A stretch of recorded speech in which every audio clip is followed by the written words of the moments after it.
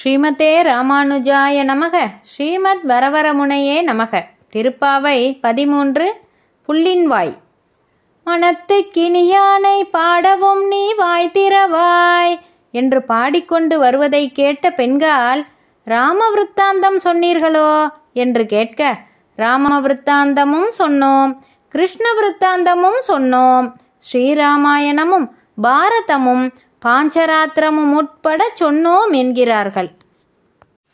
புள்ளின்வாய் கீண்டானை என்று கீழ்வானம் வெள்ளென்று முதலான பாசுரங்களில் பேசப்பெற்ற கிருஷ்ண விருத்தாந்தமும், பொல்லா வரக்கனை கிள்ளி கலைந்தானை என்று புண்ணியனால் பண்டொரு நாள் கூற்றத்தின் வாய் வீழ்ந்த கும்பகர்ணனும் என்றும், தென்னிலங்கை கோமானை செற்ற மனத்துக்கினியானை என்றும் சொல்லப்பட்ட ராம விருத்தாந்தமும், கீர்த்திமை பாடிப்போய் என்று பார்க்கடலில் பைய துயின்ற பரமன் என்றும், வெள்ளத்தரவில் துயிலமர்ந்த வித்தினை என்றும் சொல்லப்பட்டதும் பாஞ்சராத்திர பிரதிபாத்தியமுமான வியூக விருத்தாந்தமும் சொன்னோம் என்கிறார்கள்.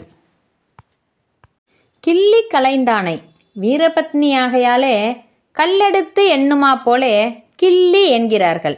தன் பர்த்தாவின் வீரத்தை தெரிவிக்கும் போது மிகுந்த பரிசிரமத்தாலே எதிரியை ஜெயித்தான் என்று சொல்ல மாட்டார்கள்.